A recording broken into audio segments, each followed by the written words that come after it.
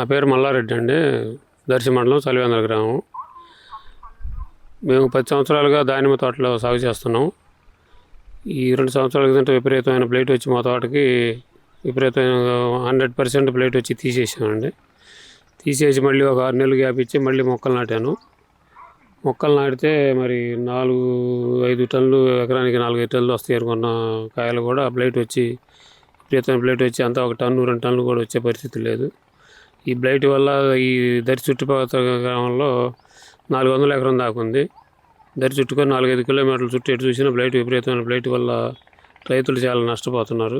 30 ఎకరాలు వేసానండి. మళ్ళీ ఫస్ట్లో మామూలుగా 40 టన్నులు దాకా వస్తాయి అనుకున్నాను 4 టన్నుల కాడికి.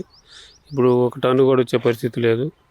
కాయలు విపరీతంగా పగిలిపోయినాయి. మొత్తం ఎక్స్వై ఆకారంలో పగిలిపోతాయండి బ్లైట్ అంటే. దానికి ఏ మందులు కూడా లేవు. ఈ రకరకాలుగా ఈ హైదరాబాద్ వాళ్ళు వీళ్ళు పొదిలోళ్ళు వీళ్ళందరూ బ్లైట్కి బాగా పనిచేస్తుందని చెప్పని కేజీ 1000-1500 తీసుకొని ఇస్తున్నారు.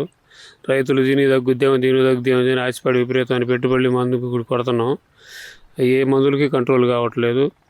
ఈ గవర్నమెంట్ కానీ మన ఈ శాస్త్రవేత్తలు కానీ, గవర్నమెంట్కి సంబంధించిన శాస్త్రవేత్తలు కానీ ఎవరు అసలు పట్టించుకొని దాంట్లోకి వెళ్ళి వచ్చి ఈ తెగులకి ఈ మందు కొట్టండి అని చెప్పిన నాదులు లేడు. రైతులు చాలా ఇబ్బందులు పడుతున్నారండి. ఖర్చు లెక్క వచ్చేళ్ళకి ఎకరానికి దగ్గర 2 లక్షల దాకా అయిందండి పెట్టుబడి. 20 లక్షలు పెట్టుబడి అయింది. 10 టన్నులు సుమారు 10 టన్నులు అవుతాయి, 10 టన్నుల లోపు అవుతాయి అనుకుంటున్నాం. కానీ అప్పుడు 10 టన్నులకి మనం అమ్మే రోజుకి ఏ రేటు ఉంటుందో తెలియదు, ఎంత వస్తాయో కూడా తెలియదు. ₹1,00,000 అంటే 10 లక్షలు వస్తాయి. ఇంకో 10 లక్షలు లాస్లోనే ఉంటామండి.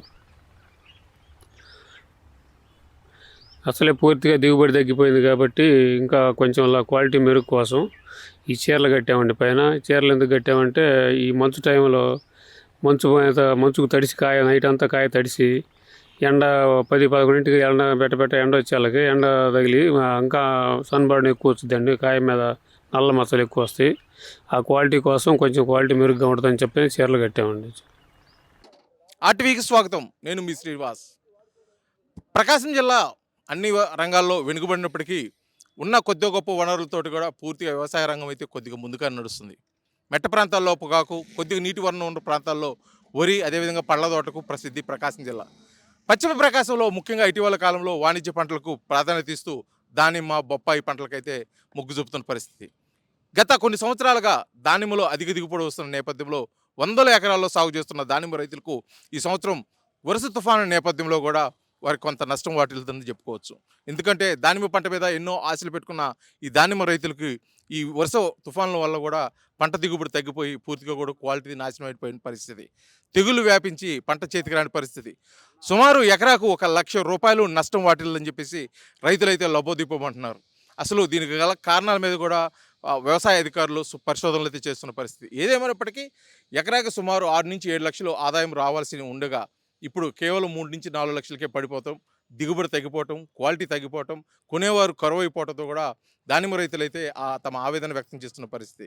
ఇప్పటికైనా ప్రభుత్వం చొరవ చూపి మాపై కొంత దయ చూపాలని, కొద్దిగా ఆదుకోవాలని, రానున్న రోజుల్లో కొద్దిగా సబ్సిడీతో కూడా అన్ని వసతులు మాకు కల్పించాలని చెప్పేసి రైతులైతే కోరుకున్న పరిస్థితి.